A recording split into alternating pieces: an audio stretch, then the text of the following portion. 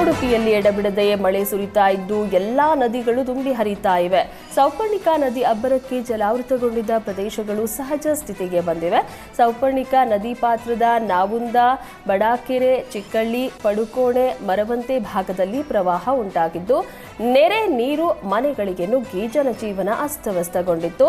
ಮಳೆ ಕಡಿಮೆ ಆದ ನಂತರ ಸಹಜ ಸ್ಥಿತಿಗೆ ಬಂದಿವೆ. ನದಿಗಳ ಅಬ್ಬರದಿಂದ ಜಲಾವೃತಗೊಂಡಿದ್ದ ದೃಶ್ಯ ಡ್ರೋನ್ನಲ್ಲಿ ಸೆರೆಯಾಗಿದೆ. ಕೆಐಎಡಿಬಿ ವಂಚನೆ ಪ್ರಕರಣ ಸಂಬಂಧ ಇಡಿ ಪತ್ರಿಕಾ ಪ್ರಕಟಣೆ ಹೊರಡಿಸಿದ್ದಾರೆ. ಅಂದಾಜು 1.8 ಕೋಟಿ ಟಿಡಿಎಸ್ ಮುಟ್ಟುಗೋಲು ಹಾಕಿಕೊಂಡಿದ್ದಾರೆ. ಕಳೆದ ವರ್ಷ ನಿವೃತ್ತ ವಿಶೇಷ ಭೂ ಸ್ವಾಧೀನಾಧಿಕಾರಿ ಸಜ್ಜನ್ರನ್ನ ಇಡಿ ಅಧಿಕಾರಿಗಳು ಬಂಧಿಸಿದ್ರು. ತನಿಖೆ ಬಳಿಕ ಸಜ್ಜನ್ ಮತ್ತು ಧಾರವಾಡ ಕೆಐಎಡಿಬಿ ಅಧಿಕಾರಿಗಳ ವಿರುದ್ಧ ವಂಚನೆ ಆರೋಪ ಕೇಳಿಬಂದಿತ್ತು. ಬೆಂಗಳೂರು ಮತ್ತು ಧಾರವಾಡದ ಕಚೇರಿಗಳ ಮೇಲೆ ದಾಳಿ ನಡೆಸಲಾಗಿತ್ತು. ಭೂ ಸ್ವಾಧೀನಕ್ಕೆ ಪರಿಹಾರದ ನೆಪದಲ್ಲಿ ಕೋಟಿ ವಂಚಿಸಿದ ಆರೋಪ ಕೇಳಿಬಂದಿತ್ತು. ಕೆಐಎಡಿಬಿ ವಂಚನೆ, ಡಬಲ್ ಪೇಮೆಂಟ್ ಅಡಿ 72 ಕೋಟಿ ಅನುಚಿತ ಪರಿಹಾರ ಆರೋಪ ಕೇಳಿಬಂದಿದೆ. ಪಿಎಂಎಲ್ಎ ಅಡಿ ಪ್ರಕರಣ ದಾಖಲಿಸಿಕೊಂಡಿದ್ದ ಇಡಿ ಅಧಿಕಾರಿಗಳು ಇದೀಗ ಪ್ರಕರಣದಲ್ಲಿ ಅಂದಾಜು 1.8 ಕೋಟಿ ಅಟ್ಯಾಚ್ ಮಾಡಿದ್ದಾರೆ.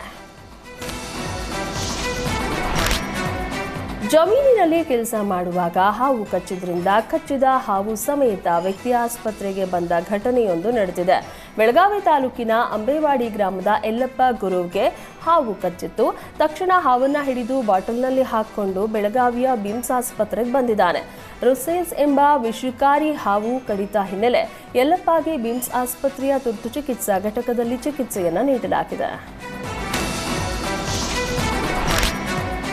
ಎಚ್ಡಿ ಕೋಟೆ ತಾಲೂಕಿನ ಕಬಿನಿ ಹಿನ್ನೀರಿನಲ್ಲಿ ಹುಲಿ ಪ್ರತ್ಯಕ್ಷವಾಗಿದೆ. ಪ್ರವಾಸಿಗರು ಸಫಾರಿ ವೇಳೆ ಹುಲಿ ಗರ್ಜಿಸುತ್ತಿರುವ ದೃಶ್ಯ ಕಂಡು ಪುಳಕಿತರಾಗಿದ್ದಾರೆ. ಪ್ರವಾಸಿಗರನ್ನ ಕಂಡು ರಸ್ತೆಯ ಮತ್ತೊಂದು ಭಾಗದ ಕಟ್ಟೆ ಮೇಲೆ ಹೋಗಿ ಕುಳಿತ ಹುಲಿ ಗರ್ಜಿಸುತ್ತಿರುವ ವಿಡಿಯೋ ಹವ್ಯಾಸಿ ಛಾಯಾಗ್ರಾಹಕ ಲೇಖನ್ ಕ್ಯಾಮೆರಾದಲ್ಲಿ ಸೆರೆಯಾಗಿದೆ. ಪ್ರವೀಣ್ ಭಾವಿ ತೋಗಾಡಿಯ ಕಾರಿಗೆ ತಮ್ಮ ಬೆಂಗಾವಲು ವಾಹನವೇ ಡಿಕ್ಕಿ ಹೊಡೆದಿದೆ. ಬಾಗಲಕೋಟೆ ಜಿಲ್ಲೆಯ ಮುಧೋಳ ಬೈಪಾಸ್ ರಸ್ತೆಯಲ್ಲಿ ಘಟನೆ ನಡೆದಿದೆ. ಬಾಗಲಕೋಟೆಯಿಂದ ಮುಧೋಳಗೆ ತೆರಳುವಾಗ ರಸ್ತೆ ಹಂಪ್ಸ್ನಲ್ಲಿ ಬೈಕ್ ಬ್ರೇಕ್ ಹಾಕಿದಾಗ ಹಿಂದೆ ಇದ್ದಂತಹ ಪೈಲಟ್ ವಾಹನ ಡಿಕ್ಕಿ ಹೊಡೆದಿದೆ. ಡಿಕ್ಕಿ ರಭಸಕ್ಕೆ ಪೊಲೀಸ್ ಪೈಲಟ್ ವಾಹನ ಬೋನೆಟ್, ಬಂಪರ್, ಲೈಟ್ ಗಾಜು ಒಡೆದು ಹೋಗಿದೆ. ಅದೃಷ್ಟವಶಾತ್ ಅಪಘಾತದಲ್ಲಿ ಪ್ರವೀಣ್ ತೋಗಾಡಿಯಾಗೆ ಯಾವುದೇ ತೊಂದರೆ ಆಗಿಲ್ಲ. ಅಪಘಾತದ ಬಳಿಕ ಬೇರೆ ಕಾರಿನಲ್ಲಿ ಜಮಖಂಡಿಯ ಕಾರ್ಯಕ್ರಮಕ್ಕೆ ತೆರಳಿದ್ರು. ಅಪಘಾತ ಸ್ಥಳಕ್ಕೆ ಎಸ್ಪಿ ಅಮರನಾಥ್ ರೆಡ್ಡಿ ಭೇಟಿ ನೀಡಿ ಪರಿಶೀಲನೆ ನಡೆಸಿದ್ದಾರೆ.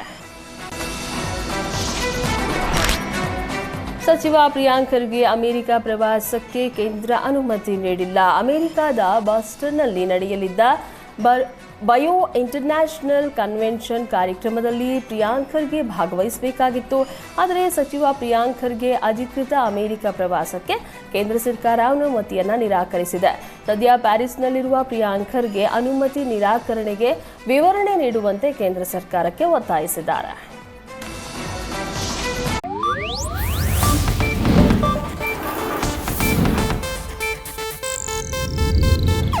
ಇದು ಏಷ್ಯಾನೆಟ್ ನ್ಯೂಸ್ ನೆಟ್ವರ್ಕ್ ಪ್ರಸ್ತುತಿ.